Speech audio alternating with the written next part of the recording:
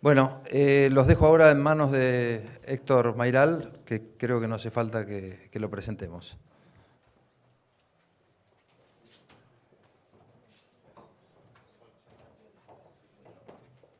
Bien, vamos a hablar nosotros rápidamente sobre los principales problemas jurídicos que plantea la financiación privada de proyectos públicos y cómo el proyecto de ley que está en consideración del Congreso los reduce, no los elimina, los reduce.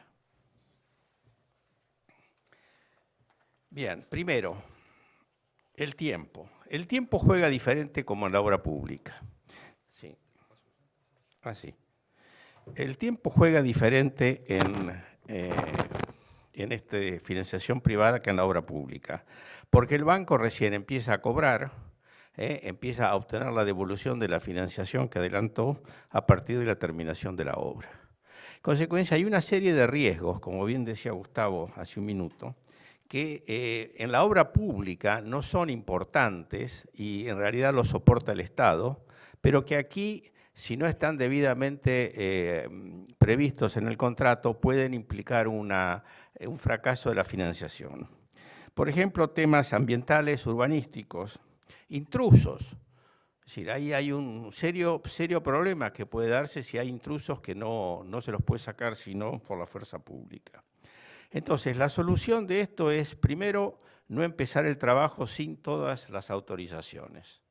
Es decir, ambientales, urbanísticas, y observen ustedes además que puede darse autorizaciones en los 3 niveles, nivel nacional, provincial y municipal. Entonces, hay que tener mucho cuidado, hacer un due diligence de todas las autorizaciones que van a ser necesarias para cuando se lanza la obra ya contar con todo eso. Además, hay riesgos que la parte privada no puede asumir y que en realidad el proyecto de ley admite que se asignen libremente y se le pueden pasar al Estado porque, como dice el proyecto de ley, se asignan a la parte que está en mejores condiciones para prevenirlos o mitigarlos. Y evidentemente, si hay un tema de intrusos y hay que recurrir a la fuerza pública, es el Estado el que puede tomar esas medidas. Si el particular soportara ese riesgo de demoras, puede correr un serio quebranto. Segundo, discusiones técnicas que demoran. Esto es muy importante porque cuando está el Estado presente, los contratos suelen denominarse en nuestro país contratos administrativos, en los cuales el Estado tiene en prima facie una primera decisión sobre cómo interpretar el contrato. En nuestro país, en la obra pública, eso implica que la decisión que el Estado toma es definitiva.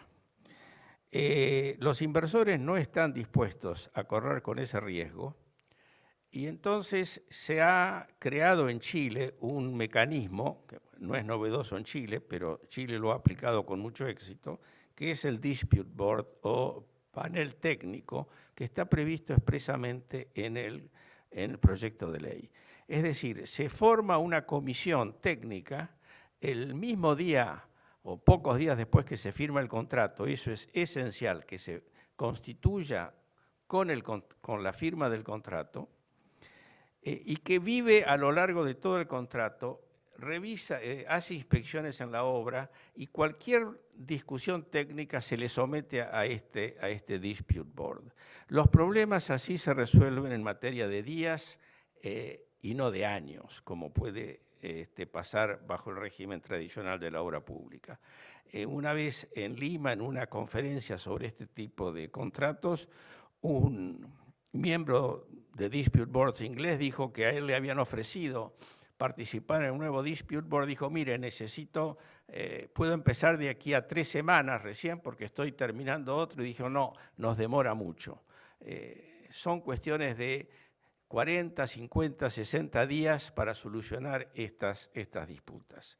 Entonces, esto es algo, en Chile ha funcionado muy bien, es algo que los inversores ven con mucho interés. Si ellos pueden confiar en una comisión técnica que va a estar al lado de ellos, incluso hasta previniendo disputas, que vive el contrato con ellos y que puede resolver imparcialmente las disputas que se crean con el Estado, es un aspecto que les importa mucho.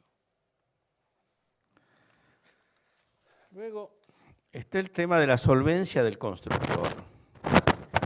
La solvencia del constructor le importa al banco porque el banco quiere primero un contrato con precio fijo. Él financia 100 millones de dólares y tiene que tener un contrato que le asegure que no va a pasar ese. ¿Es posible un contrato de precio fijo en la Argentina? Y segundo, ¿es confiable un contrato de precio fijo en Argentina? Usted puede contratar con muy pocas empresas constructoras en la Argentina, del tamaño tal que le den seguridad que un contrato con ellos de gran envergadura, como son generalmente estos contratos de financiación privada, va a ser cumplido. Entonces esto crea un riesgo, un problema político para el gobierno, porque un gran sector de la industria de la construcción queda afuera, porque solamente algunas empresas extranjeras de construcción y las 2 o 3 principales argentinas son las que van a poder, las que van a recibir la confianza de los bancos como para aceptar contratos a precio fijo firmados con ellos. La solución aquí es la subcontratación, es decir, incluso hasta se puede establecer la obligación de subcontratar una cierta parte de la obra para así ampliar el juego y que las empresas de menor envergadura puedan también participar. Pero este es un problema político porque si no se lo encara debidamente y no se ilustra sobre lo que puede ocurrir, puede haber la crítica de que esto está solamente favoreciendo a las grandes empresas constructoras extranjeras. En cuarto lugar, tenemos el problema de la interferencia del gobierno con el contrato. Por ejemplo, modificaciones unilaterales. En los contratos administrativos, el gobierno puede, la parte estatal, puede modificar unilateralmente el contrato. Acá se le ha puesto un tope, el 20%, que es igual de la Ley de Obras Públicas, pero también se ha dicho que solo se puede modificar el objeto, no se puede modificar la fórmula financiera, porque en la Argentina hemos exagerado este tema de la modificación unilateral del contrato y lo hemos llevado a límites directamente irrazonables. Esta teoría surgió en Francia solamente se puede modificar el objeto cuando ello es necesario por nuevas necesidades de interés público. Nosotros hemos tomado esa teoría, lo hemos aplicado a todas a todo tipo de modificación del contrato, incluso a la remuneración, y en Francia se indemniza el lucro cesante y en la Argentina no se indemniza el lucro cesante. O sea que tomamos teorías extranjeras y las adaptamos o las mal adaptamos para nuestra aplicación. Esto es inadmisible para los inversores extranjeros o nacionales. En segundo lugar, la rescisión unilateral por conveniencia. Esto es otro derecho que el Estado suele reservarse y que incluso la doctrina dice, aunque no esté previsto, lo tiene el Estado como prerrogativa exorbitante. Bien, como no se puede impedir, por lo menos se pone las consecuencias que tendría esa rescisión. Debe abonar el lucro cesante y además no puede desposeer al contratista o al operador, no puede desposeer sin un pago previo como mínimo igual a la parte no amortizada de la inversión. Con lo cual quedará la discusión después sobre el lucro cesante, pero ya por lo menos se recupera el lucro cesante. Y luego hay una situación que se ha dado en la Argentina, que es los incumplimientos del Estado. El Estado no cumple con algún tipo de obligación que debe cumplir y el particular no puede rescindir porque según la teoría del contrato administrativo, el contratista privado solamente puede demandar en juicio la rescisión, lo cual es un anacronismo hoy en día y que implicaría un juicio de 10 años para saber si se puede rescindir o no. Bien, hay un remedio que existe en el derecho privado, que tiene un nombre en latín, que a los abogados nos encanta decir, pero se los ahorraré, que es la posibilidad de que el particular o que una de las partes del contrato suspenda el cumplimiento si la otra parte no cumple. Esa teoría, esa doctrina no se aplica, según la mayoría, en los contratos administrativos, contratos con el gobierno, pero la ley en este caso dice sí se puede. Eso es importante porque si no el contratista se encuentra ante una situación en la cual no puede cumplir porque el Estado no cumple y el Estado le rescinde el contrato por culpa del contratista y se llega a la disputa con el contrato rescindido por culpa del contratista, que el derecho presume que la decisión del Estado es legítima y hay que remontar esa cuesta. Hubo un caso en Venezuela, justamente, donde el tribunal arbitral debió enfrentar esa situación y no receptó la posición del Estado. Tema de evaluación. Aquí el proyecto prevé que si se prevé el pago en dólares, no se aplica el artículo del nuevo Código Civil y Comercial, que reformado antes de que llegara al Congreso por una comisión que modificó algunos aspectos esenciales del Código de una manera muy negativa, y dijo que el deudor puede hacer el pago en moneda nacional al tipo de cambio corriente, que va a ser el tipo de cambio oficial. Bien, esa norma se excluye expresamente su aplicación. Es decir, lo que tendríamos que hacer sería modificar el Código Civil y Comercial, pero bueno, por lo menos en este caso, esa norma no se va a aplicar y el pago en dólares significará dólares. El pago en pesos, ahí había otro problema, que es que la ley de convertibilidad prohíbe las indexaciones, y eso sigue vigente. La obra pública tiene un régimen especial, que nunca ha sido puesto en tela de juicio, pero pese a que la ley de convertibilidad no las excluye, se ha ido manteniendo en base a unos decretos no es exactamente indexación, es cómputo de mayores costos, etcétera, pero funciona. En este caso, lo que se ha hecho excluir expresamente los artículos de la ley de la convertibilidad que impedían la indexación. Ahora bien, una cosa es indexar por inflación y la otra cosa es la devaluación.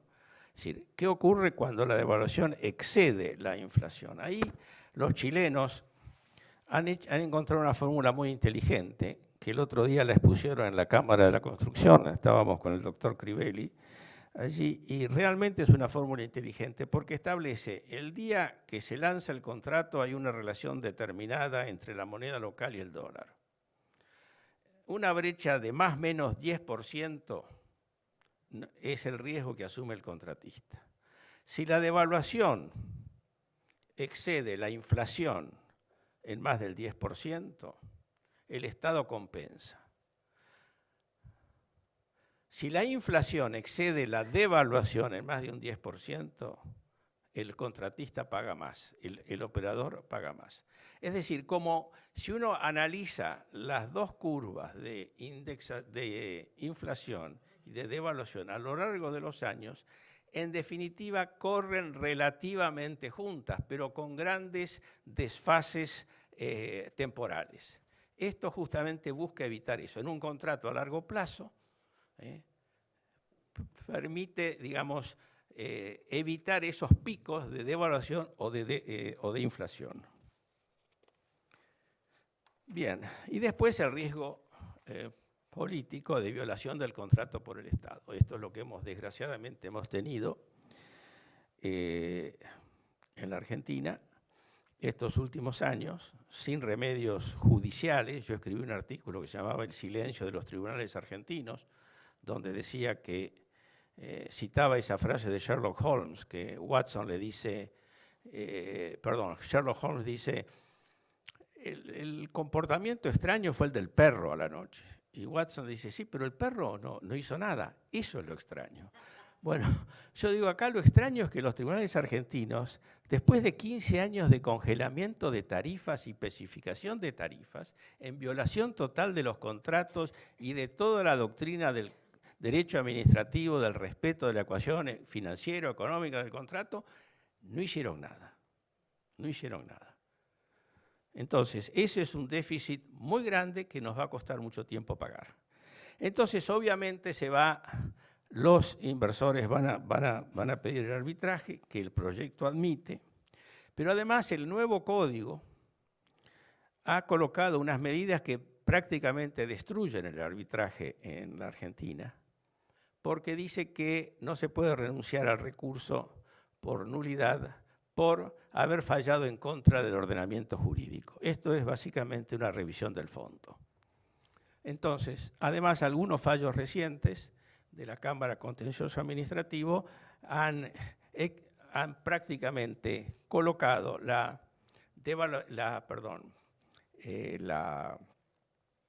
revisión por nulidad de formas del procedimiento como han dicho que una revisión, un error en el fondo es una nulidad formal. Y todo esto se elimina, esas cláusulas del nuevo Código Civil y Comercial se eliminan. La última, y finalmente para los inversores extranjeros queda el arbitraje SIADI. Acá la buena noticia es que el gobierno actual ha entendido que el Estado está en gran mora con los arbitrajes que provocó el gobierno anterior, pero que no solucionó, y ya está empezando a pagar y a negociar, ya había empezado un poco el gobierno anterior, a solucionar los temas de los arbitrajes. En general, y con esto concluyo, cada vez que se violó un contrato, el arbitraje del SIADI dio respuesta. Fue un remedio, no todo lo completo ni todo lo rápido, pero en definitiva en 6 años promedio hubo soluciones arbitrales y vuelvo a decir, el Estado finalmente está honrando la palabra argentina y está cumpliendo. Así que creo que esto indica que el proyecto de ley y el mecanismo del SIADI arrojan un manto de protección a todo este sistema que puede hacerlo viable y como esperamos que así sea. Muchas gracias.